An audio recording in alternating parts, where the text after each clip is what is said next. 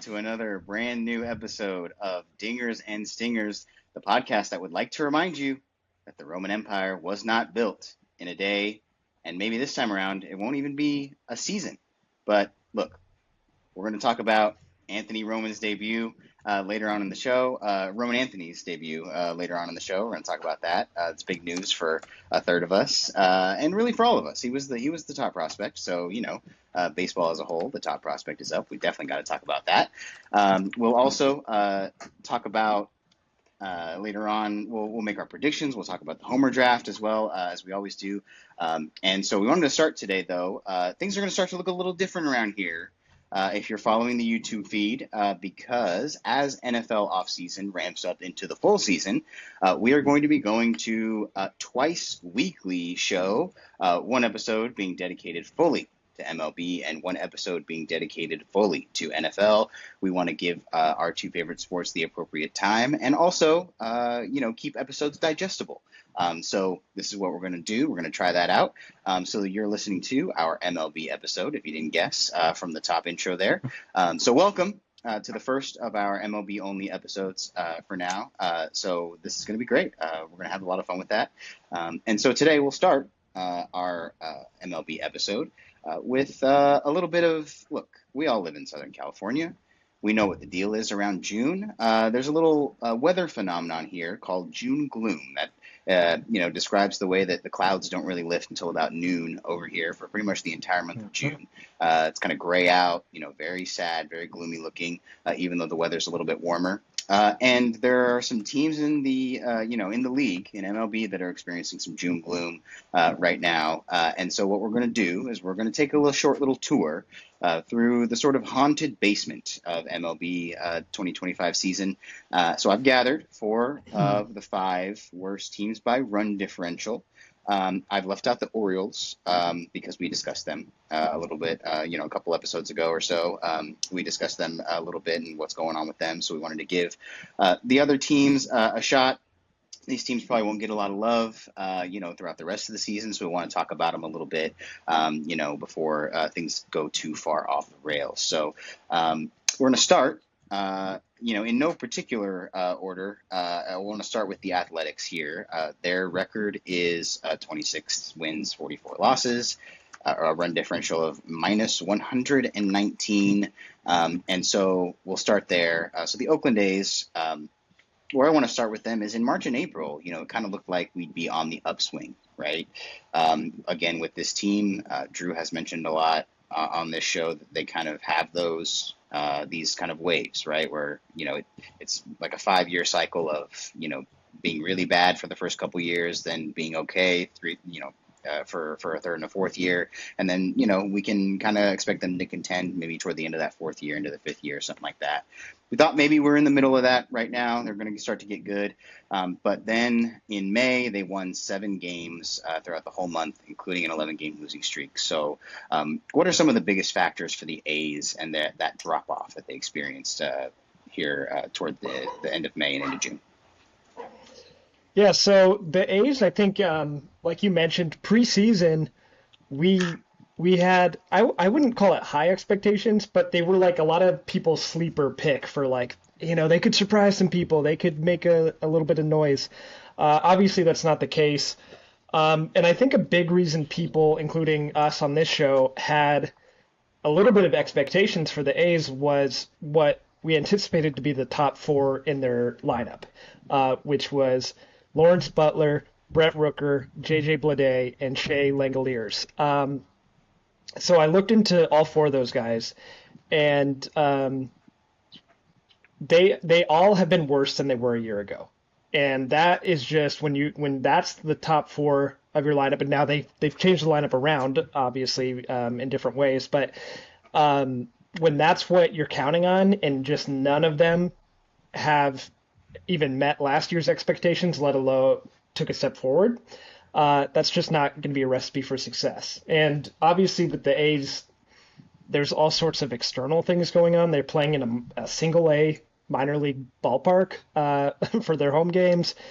They don't really have a fan base. It's just kind of a bummer in a lot of ways. But that's where I start.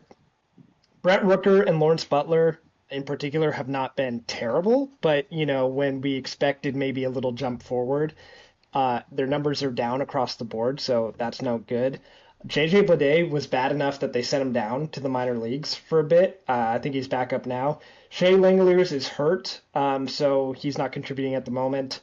But even when he was playing, the numbers just weren't at the same spot. So their starting pitching has also not been great. I think it wasn't expected to be great. So, maybe that's not as big of a surprise as the lineup, but that's where I start. I start with what they expected to be their big hitters in their lineup just not coming through. Yeah, and I mean, because I was never super high on them, even going into our offseason stuff. Like there was a lot of reasons why, and like you said, a lot of people did believe that they were going to be at least, at the worst, a very pesky team. A team that would stick around. I never believed it because I feel like I don't know. I just don't trust it. I talked about this a lot in our offseason stuff, but anytime that there's just kind of a sour culture, I feel like teams can have hot streaks even in a bad situation. It doesn't change what I believe is the final outcome. At the end of the day, you look at, and we're going to talk about quite a few of these teams. A lot of them would say are, pretty big culture issues. It's places where you don't believe you can have a winner. Even with great talent on some of these teams we're going to go over, it still just feels inevitable that this is not a place you're going to go to be a great team. And you might have a couple great years as an individual player, but that doesn't mean much in the grand scheme of things because you're probably just going to move on somewhere else. Um, and I think that's the same thing with the A's. I mean, they have been the storybook, picturesque version of people pushing an owner to sell their team. It's been legitimate fan protests. It's been threats of the MLBPA, trying to take some sort of action against him, and it's unfortunate because there's a lot of players there I think are really cool. I think it's a cool organization, and their fan base was really cool. Like they had a great fan base, and they have really just squandered all of it. Um, So there's not much else to say about it. I think they are just a team that is, at the end of the day, fairly young in a lot of areas, and their veterans are veterans I would consider to be okay at best. Yeah, it's just a disappointing situation for a team that could have been better, honestly, just straight up. They So could have been they had the makings of what could have been a fun team, even if it weren't a very good team. exactly, Uh, and in the AL, and I mean, yeah, and they're right? just they're just not they're just bad like they've been in the last few years. And I think you're absolutely right. The through line through pretty much every bad team in baseball, beyond even the ones we're talking about here, is ownership. There's a big difference between these teams that have owners that care and the teams that have owners who just are frugal and own a team for financial reasons. So yeah, that'll definitely be a theme we talk about. Quick shout out to Jacob Wilson, who currently is running Yeah, away with American League Rookie of the Year. A lot of he's rookies awesome. have underperformed, but he's been great for them. So his dad was a ball player. That's always kind of fun. So that's the bright spot I see for this team is Jacob Wilson. So good for him. Yeah. Well, that's that on the A's. And hey, you know, Lonely Island guys, if you're looking for a new team, let us make our pitch. We're big fans. We'll all three make a pitch of ours to you for Padres, Red Sox, and Angels. I'll have to really jazz up my pitch, but I'll get on the even ground. So hey, yep, if you're looking for a new team, hit us up. All right, so let's move on to yeah, let's get out of the way. Let's talk about the Rockies. Okay, so the Rockies' record as of today that we're recording this is 13 wins and 54 losses, and the run differential is minus 201. Um, and so where I want to start with the Rockies is just how crazy is that win total on this date, which is June 12th, right? Today. Yeah. Okay. June 12th, So baby. yeah, it's Hmm. June 12th today. How crazy is 13 wins on June 12th? Let's just give that a moment to breathe and talk about how crazy that is. That is less than half of the teams that we're talking about, or like half of the teams we're talking about the bottom of the barrel dumpsters of the MLB in terms of, production and quality, and somehow they are essentially like twice as bad. And it's crazy. They like I I I don't know. I don't know if I would have expected them to be this bad. I thought they'd be bad, but this is underperforming and you're already bad. Like it's crazy. Yeah. The Rockies, I mean, we talked about bad ownership. I think you have to, if you're picking one to be the worst owner in baseball, I think you have to go with the Rockies.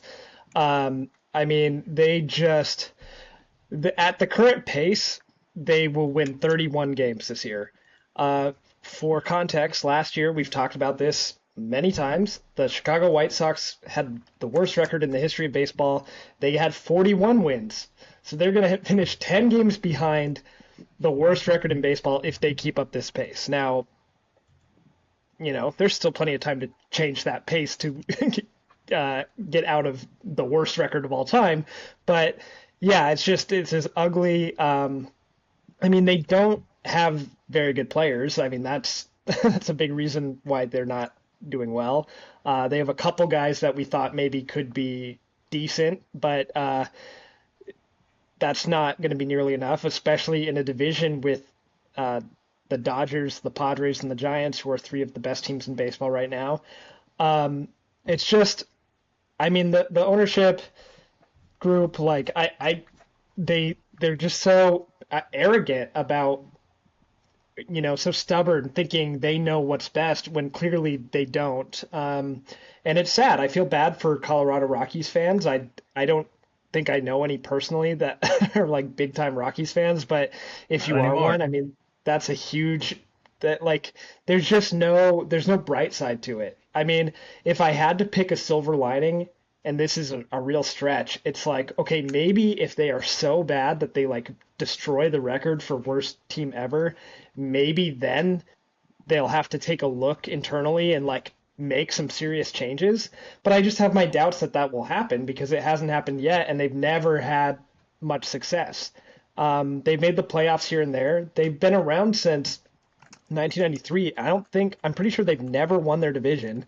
Um, they've had exciting players come through. They've had Larry Walker and Todd Helton, and then more recently they had Nolan Arenado, they had Troy Tulowitzki. They've had like really exciting, cool players, and um, it's a fun play. Yeah, Charlie Blackmon. We're lucky he's not around anymore to see this this Right. product. Right. It's really sad. Like he's kind of a joke of baseball right now. Is Chris Bryant? I mean, he Yeah. 10 years ago looked like one of the most exciting players in baseball, and it's Yeah. just a huge bummer that, I mean, he's no longer good and he's stuck on this team and he's hurt all the time, and it's just everything about it is sad. Um, and I hope that they really reflect, and if he doesn't sell the team, then maybe he is like, okay, maybe we should hire some people who are smart baseball people and get some analytical minded people in here and kind of start rebuilding this thing. But um, as of right now, there's just no hope, and it's a sad situation. Yeah, it's definitely no good. I don't think they've won a series yet. I think they've been swept They 10 did. times. They They did. got a They they got a series win, and they actually got a sweep I was gonna against say a yeah, team we're going to talk about in a second. yeah. Oh, great. That was okay. Okay, good, good, good. Okay, nice. So, but they've also been swept, I think, 10 times. Like it's Yeah. really, really no good. And so, but the situation there, like for the Mets series, this was the last weekend as we're recording this, but for the Mets series, the average attendance there, you know, in Colorado was somewhere in the middle of the 30,000s. So there's fans that are showing up, going. And so if you were a fan of the Rockies, we have a reformed Rocky fan in the house. But if you were a fan of the Rockies, how would you be coping right now? I, my best advice is just like cut the cord. Like at this point, I'm such a fan of people who are loyal to a team. I have been a Rams fan since I was born.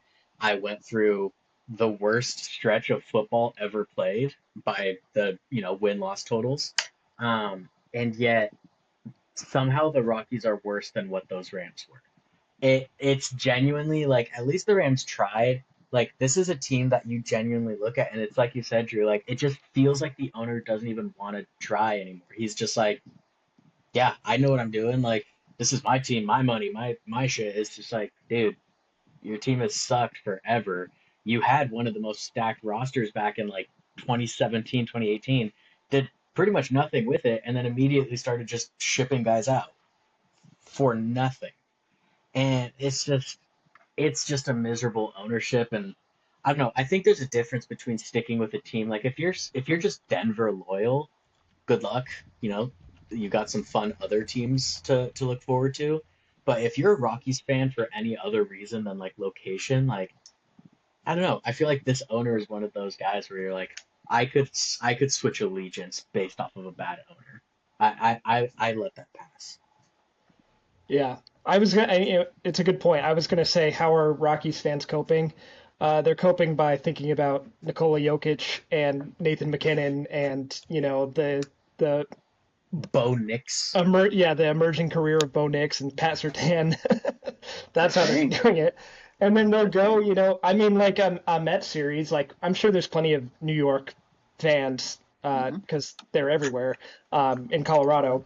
But also, like, if I live in Denver and I want to see Juan Soto and Francisco Lindor play baseball, like, yeah, I'd go.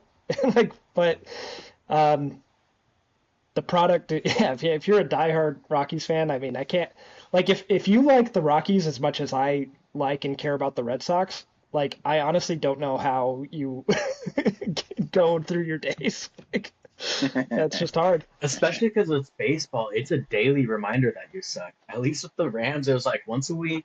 I'm sad. Yeah. In football, I feel like the year to year changes can happen more like Yeah, even abruptly. if you're a bad team, you can come in every single year and be hopeful. In Hmm. baseball, it feels like it definitely takes longer to turn around. Yeah. Yeah, absolutely.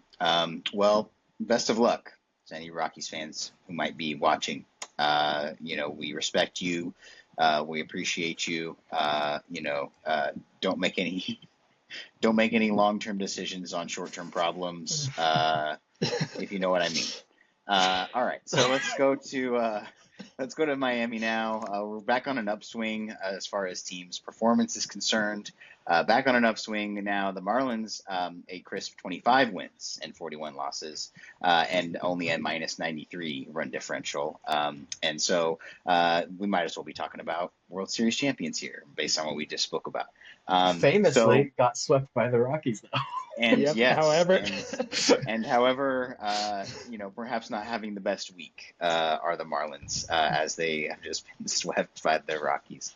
Um, and so, look, where I want to start with the Marlins is there was a big name that everyone was talking about before this year with the Marlins, who was, pretty much going to be the only guy on the Marlins that anyone wanted to really pay attention to all that much that we knew about at the time. And he was really probably only going to be on the team for about half the season, and that is Sandy Alcantara. And so I want to just ask real quick, considering the start for him, are you concerned about him as a player right now? He has not had the best season so far. Anything you see that's concerning about Sandy at this point, though? well, I haven't, I'm not the guy who's can dig into like underlying numbers and really know exactly what's going on under the hood. The surface numbers are obviously not good. 7.14 ERA. Um, it just that's not going to cut it. At the same time, you can make the argument that it's like what's in it for him right now. We've seen it before. Good players stuck on miserable teams, and they just don't perform to the level that we know they can. And sometimes that can get fixed. Sometimes, a trade or, just moving on to a new team can rejuvenate your drive or whatever it is, and you can perform much better.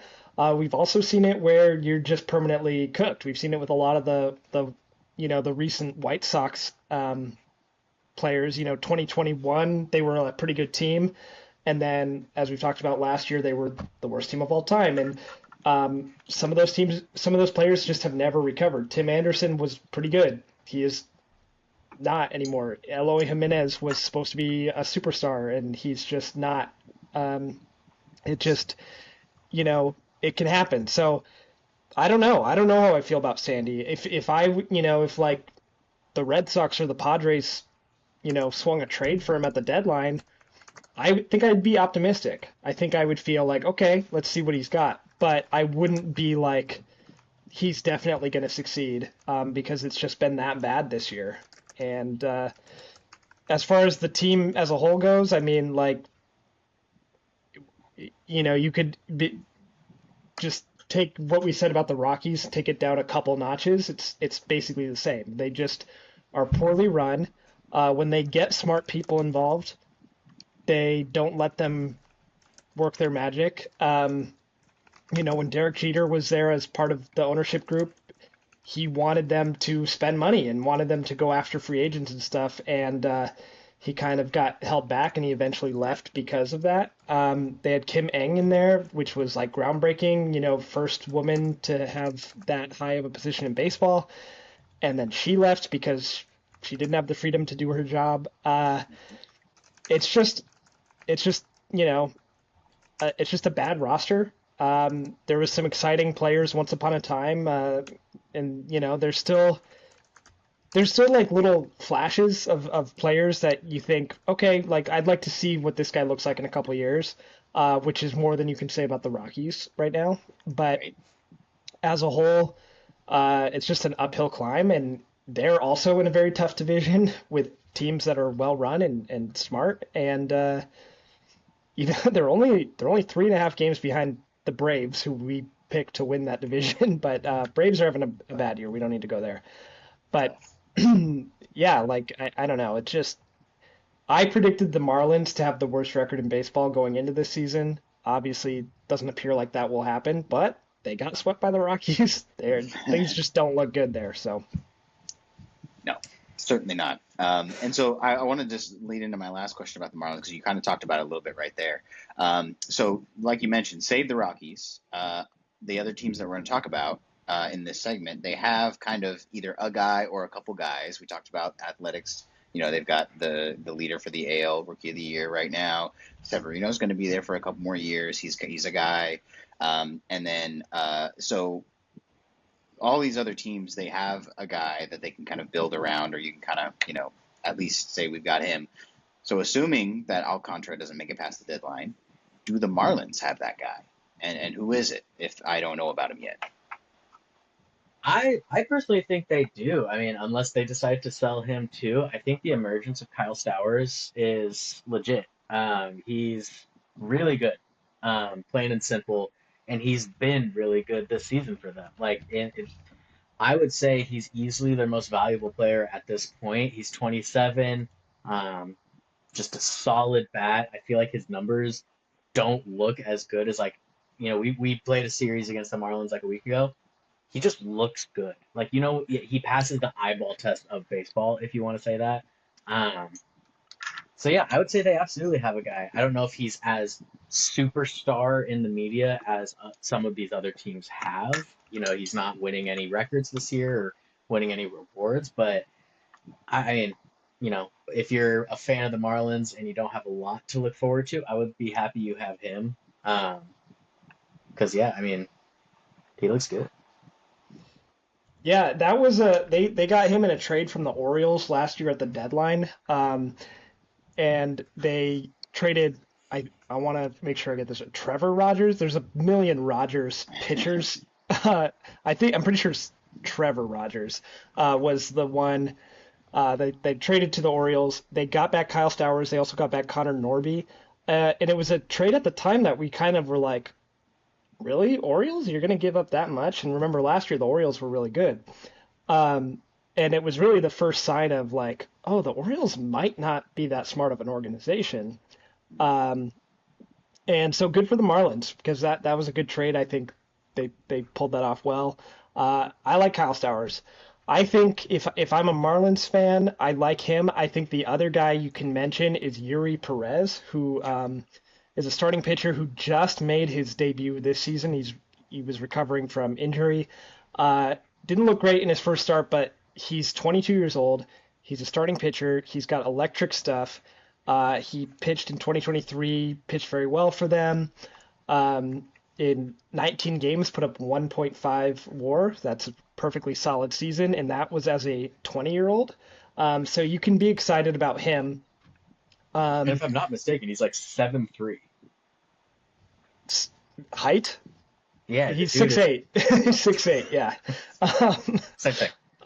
um, yeah, but so like, you can as a fan, you can be excited about watching him play, um, and equally be worried about the team that might be built around him, which, that could be a segue to our next team. Yep, I'll take it. And so, speaking of, shaky teams that are built around an amazing guy, let's talk about the Pirates last among these teams here. Record of 28 wins, 41 losses. The run differential -52, a paltry -52. Nothing crazy going on there. Again, shout out to the Orioles, whose run differential is in the -90s. You are the true, basement, but we'll talk about Pirates here instead.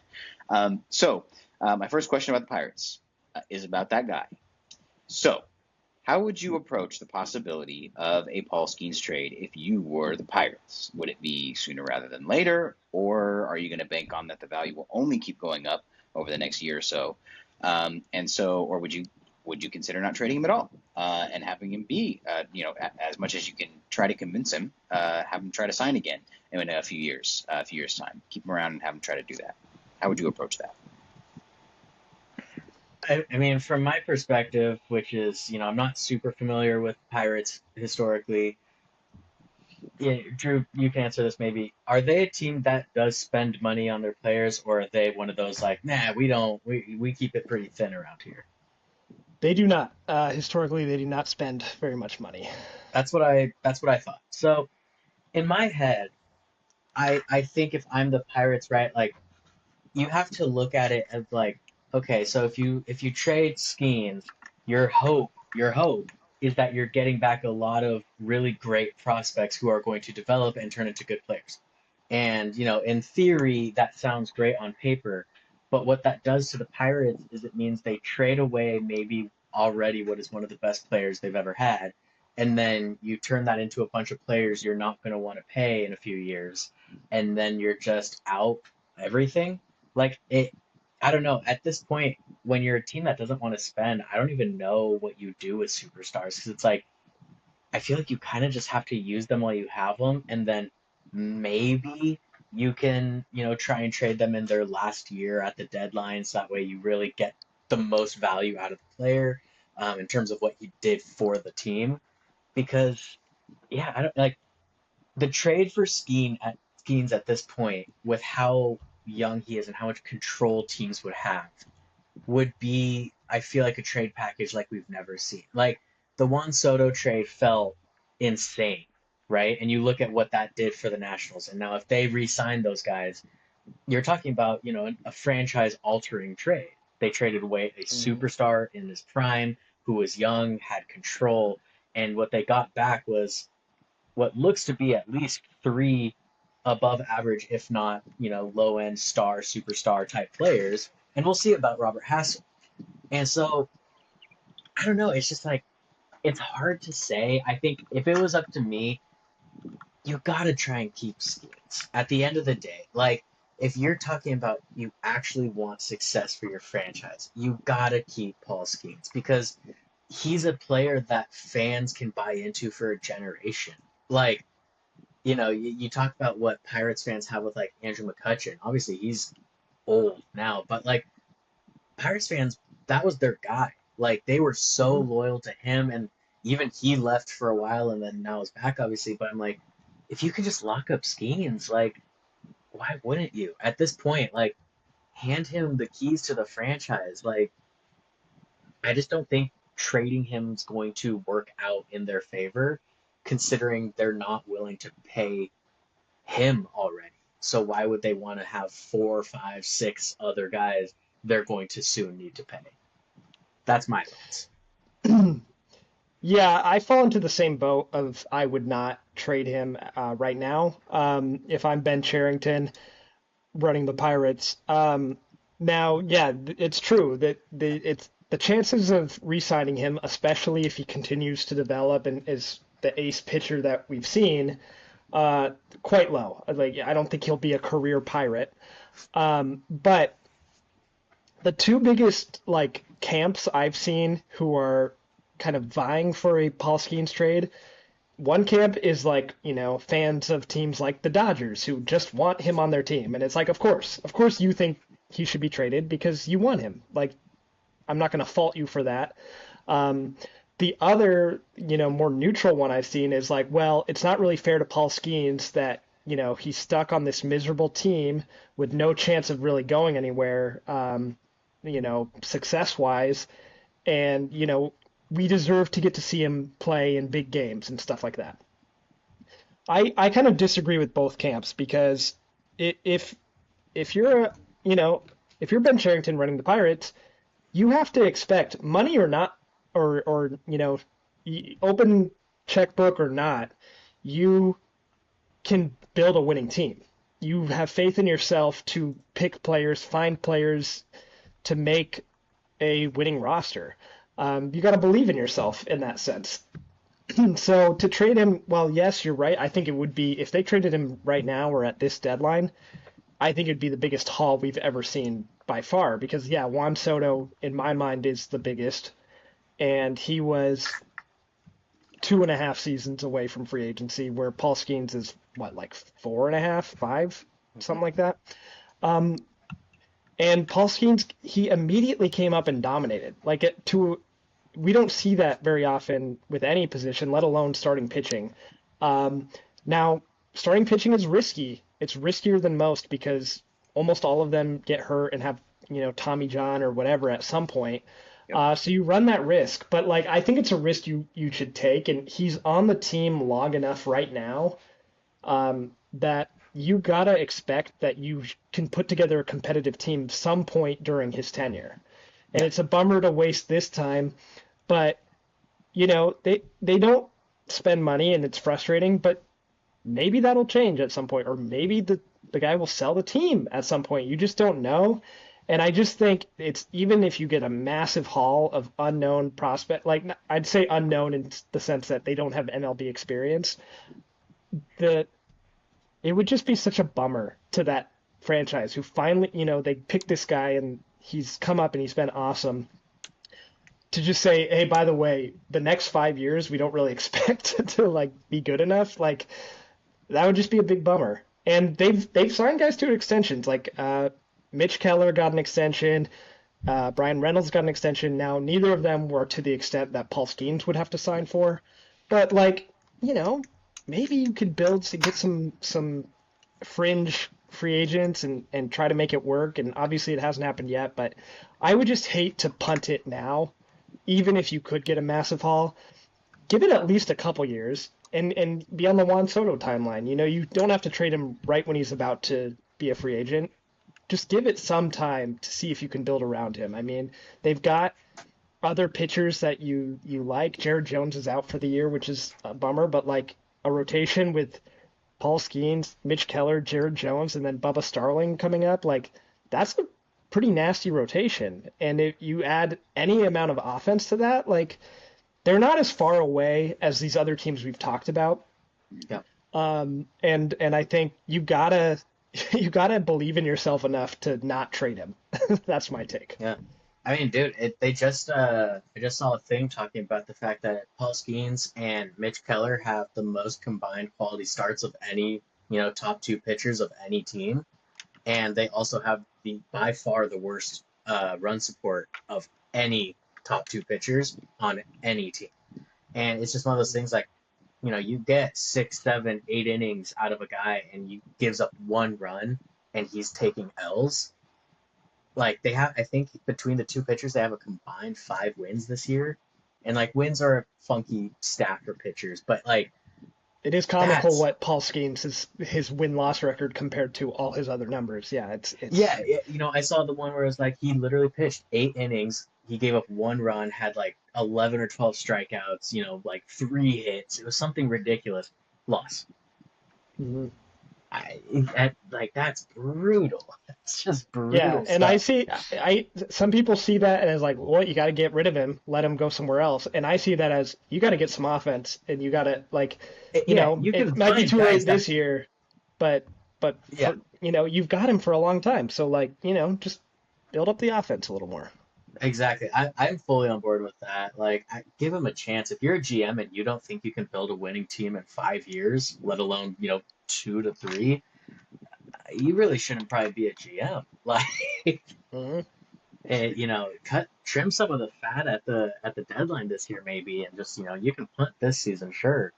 But it's like you're saying, like you only need to fabricate a couple more runs a game, and all of a sudden, you're talking about when Jared Jones comes back, maybe a very clear 1, 2, 3. Like you should win those 3 games every rotation. Like Hmm. we'll see, but it's just sucks for him, sucks for Paul.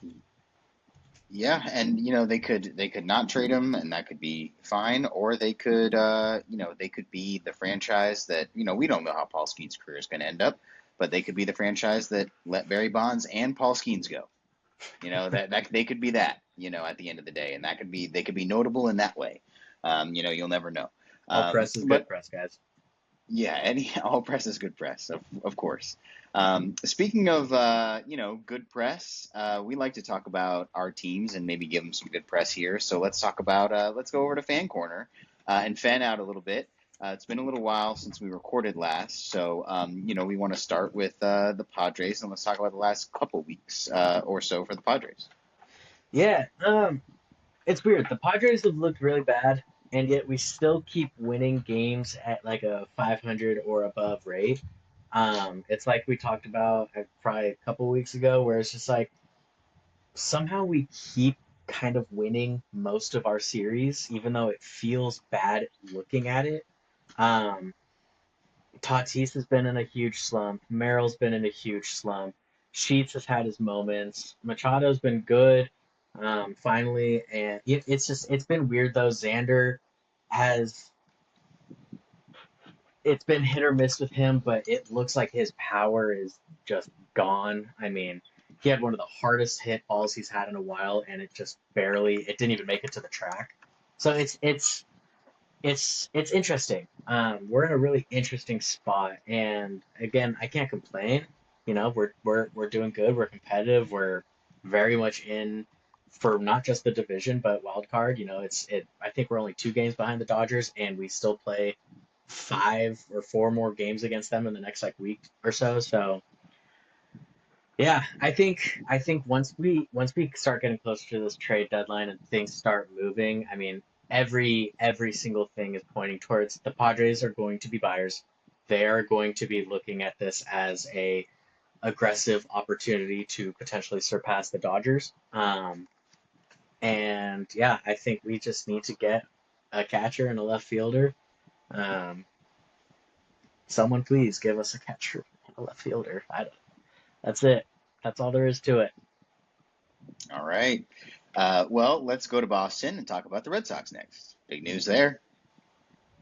Yeah. So yeah, it's happened. The big three are all up. Wouldn't have guessed that Roman Anthony would have been the last one, but he is here.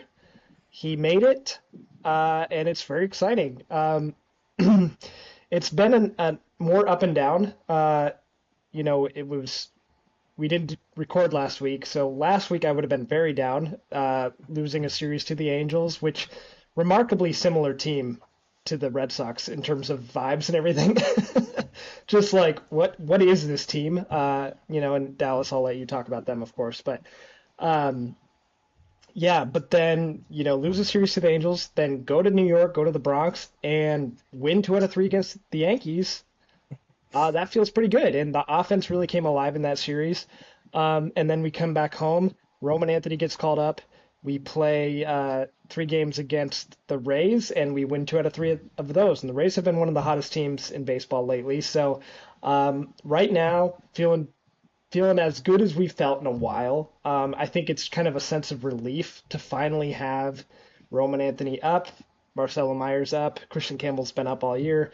But um, the bummer side of it is that Marcelo Meyer only came up because Alex Bregman got hurt, and now Roman Anthony only came up because Wilyer Abreu got hurt. So he's playing right field, which they in the minor leagues, like he played all 3 outfield positions, throughout his minor league career, but recently they were like spamming him left field, uh, making us all think that that would be the position he would come up and play. Uh, but now he comes up and he's playing right field at Fenway Park, which is a very difficult thing to do. Um, but it's exciting. Marcelo Meyer had 2 home runs in a game yesterday. Roman Anthony got his first hit, 2-run double, family in the stands and everything. It's just um, it's as exciting to watch the Red Sox as it's been in a while. They are finally played the Yankees for the first time, which is pretty late in the season to just have that matchup. Hmm. And now we're playing them again this weekend, this time at Fenway, and I'm excited to see what happens. Should be a tough fought series.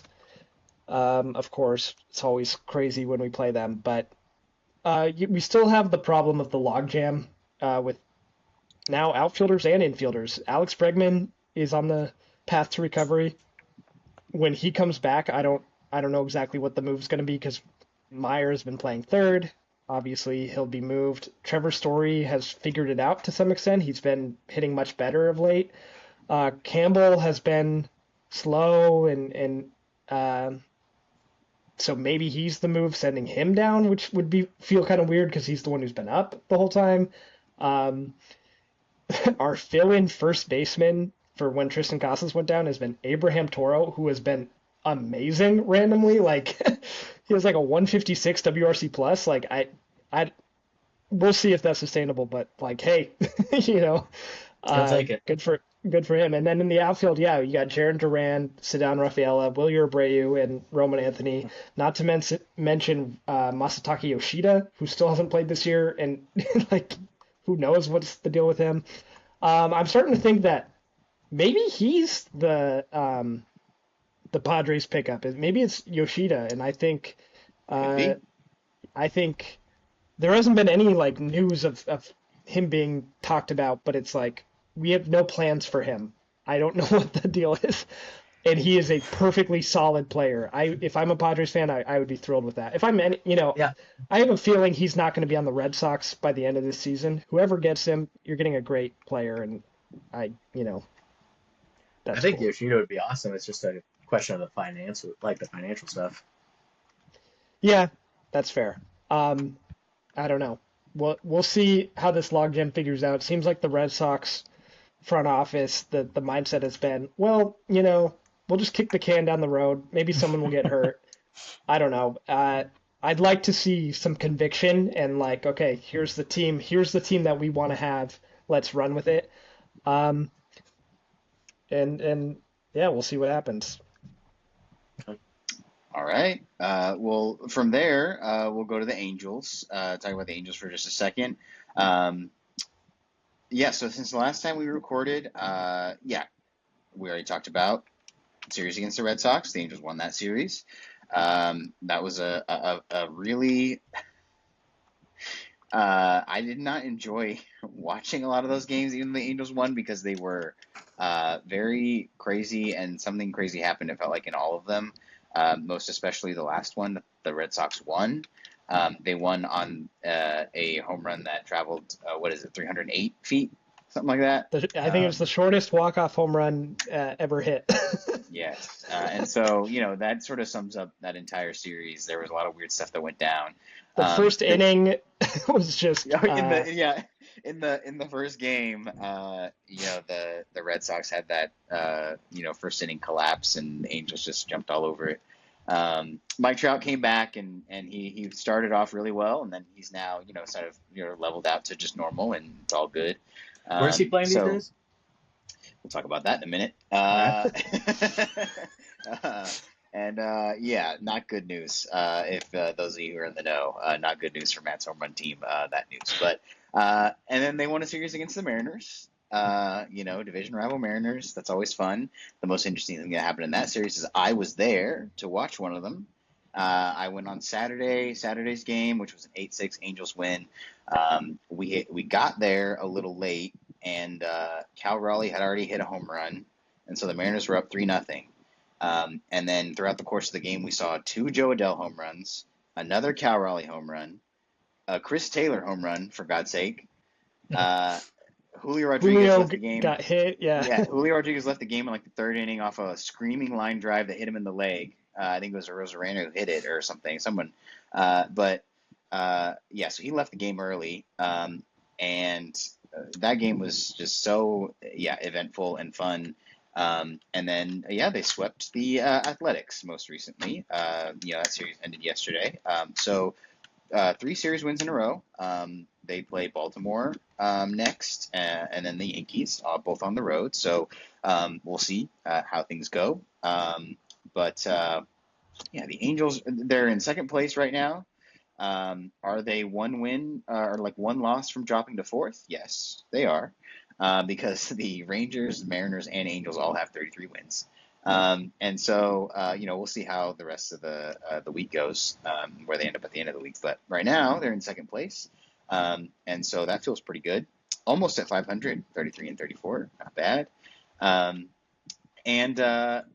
They called up Christian Moore as well, who was their top draft pick from last year. The Perry Minasian era is marked by, if nothing else, calling up prospects really, really fast. The ones who are expected to do well, they just call them up as soon as they feel they're remotely ready.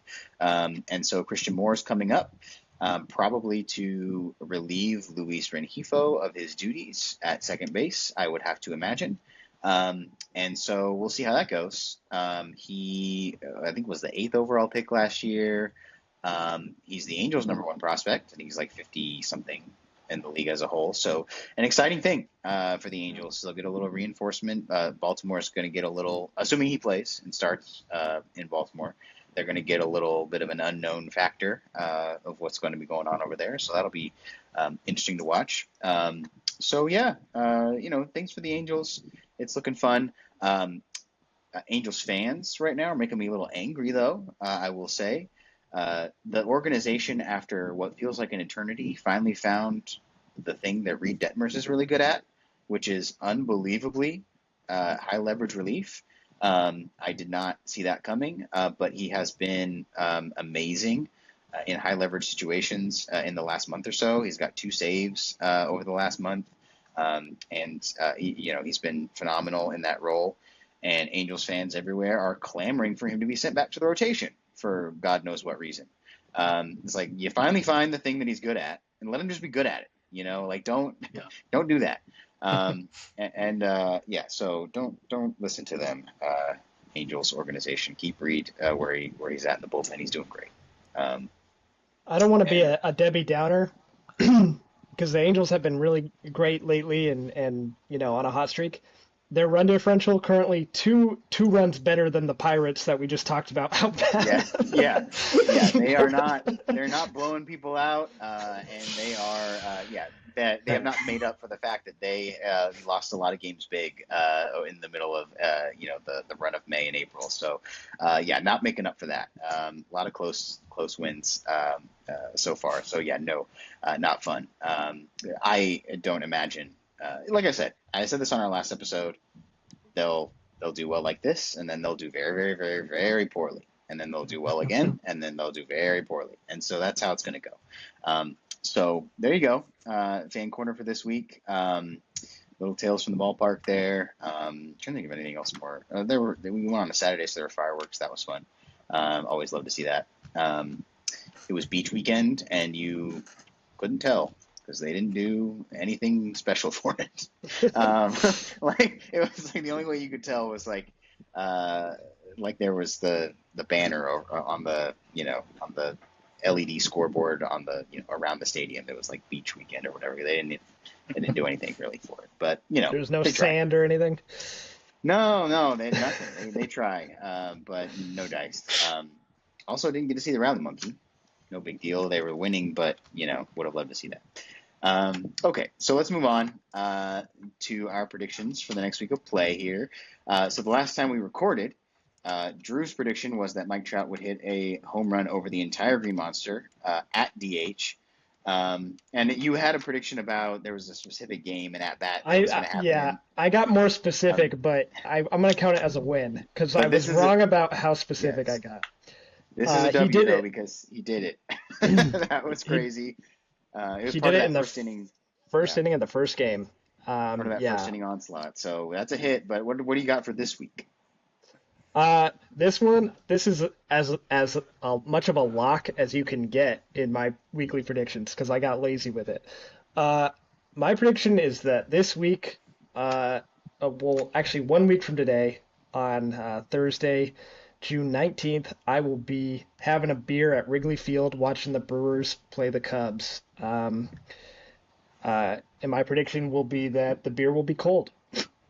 Yes, hopefully so. Hopefully so. Yeah, we'll definitely have more more fun tales from the ballpark from several ballparks. Over the course of the next time Drew joins us, heading out on a trip out that way. So it's gonna be fun.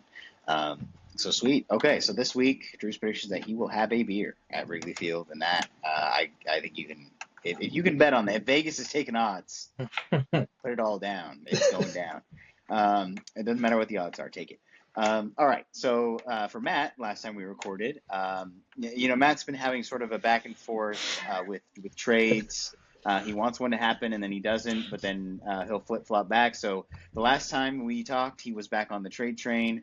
And so how'd that go? And then what's your prediction for this week?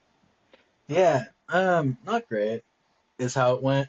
I have wrongly predicted something for I don't know, like feels like 6 straight weeks. Um, one day, one day I'll be able to say I know ball, but yeah, it didn't go too hot. But I got one for this week. I'm hopping off the trade train for a little bit because I was ignorant to when the MLB trade deadline usually is, and so Sure. that greatly deceived That me. explains I was So it's really on board. kind of like a Christopher Nolan movie. If you go back now and rewatch the last, month of shows, it'll all make sense now. Now that you have seen the end of the If you saga if here. you if you watch the episode prior to this, I remember the moment I found out when the trade deadline was, and I was like, I should stop predicting that. Um, but yeah, so I'm gonna hop off the trade train for a bit. I'll be back. I will be back.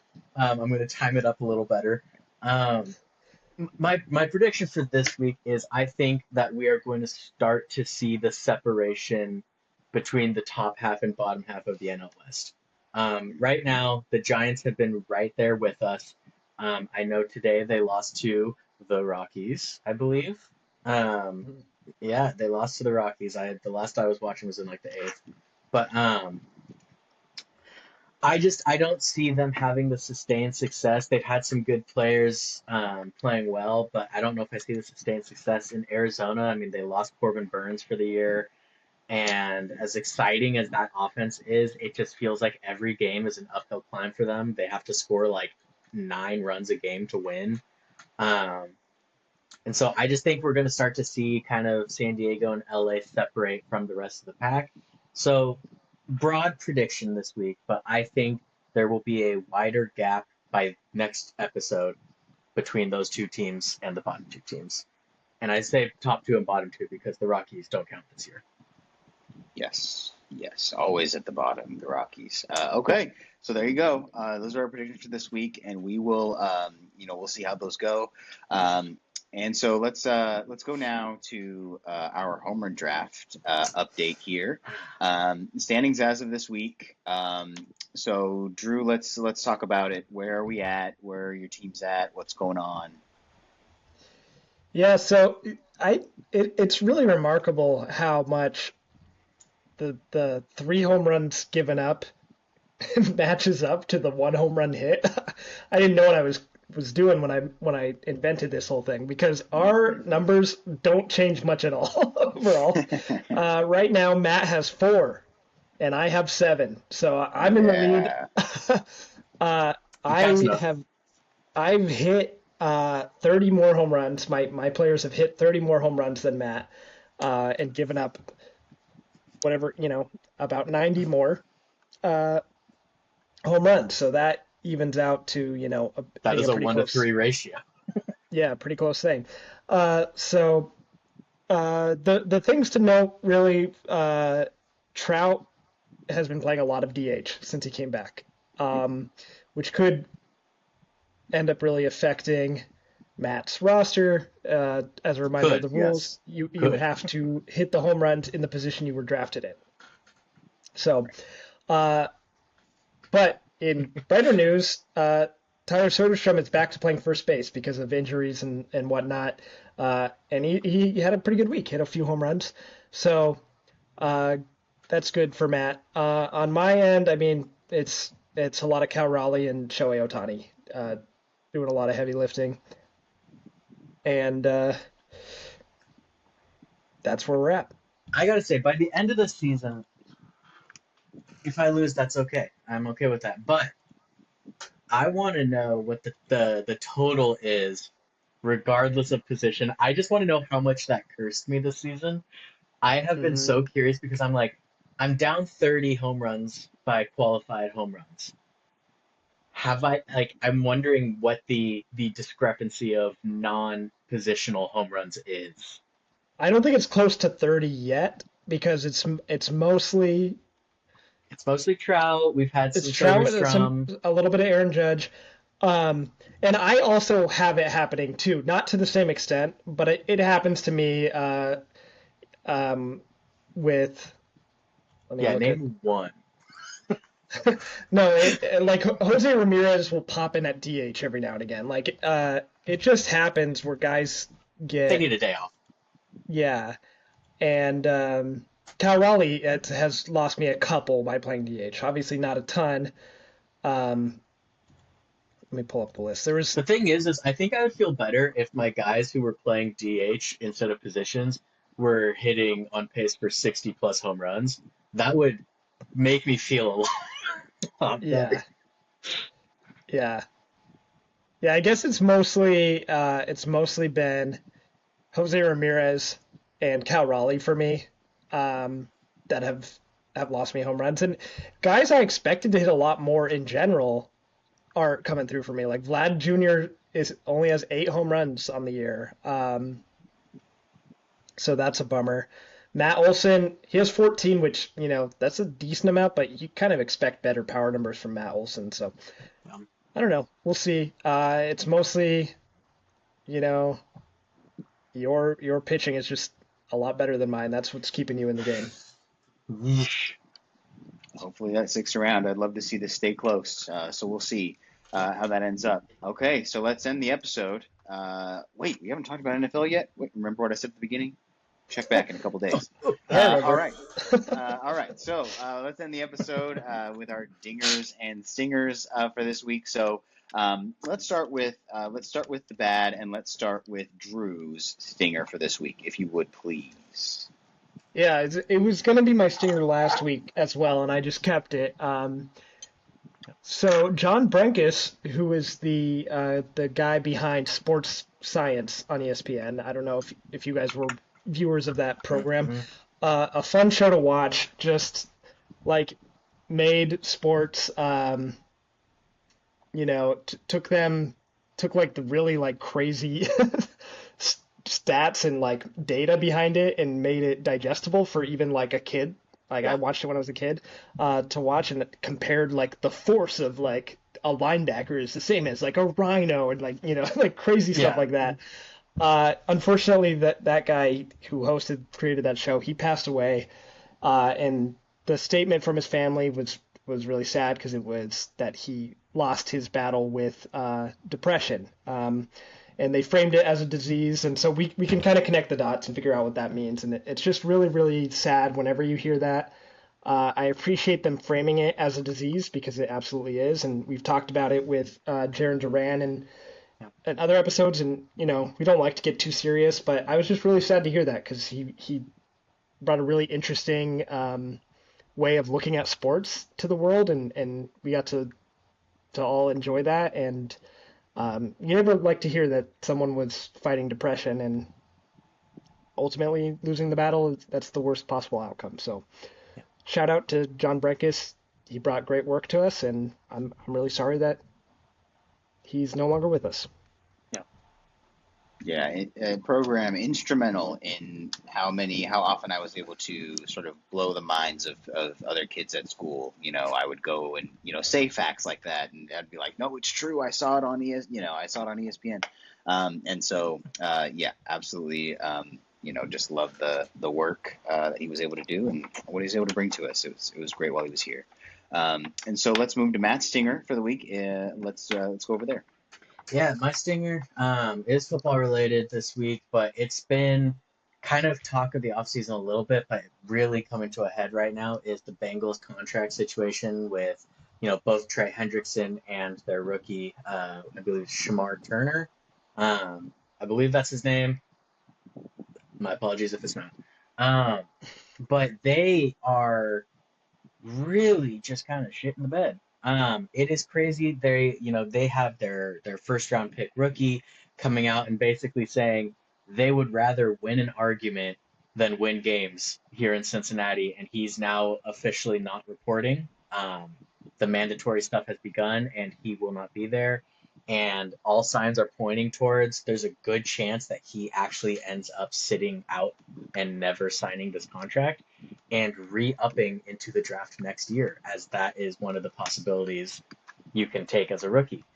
The idea of being so bad with your contracts and so stubborn about just giving a player what he's worth, he's already on a limited value contract. Like, it's one thing if this is, the Trey Hendrickson conversation, which that's a whole nother thing.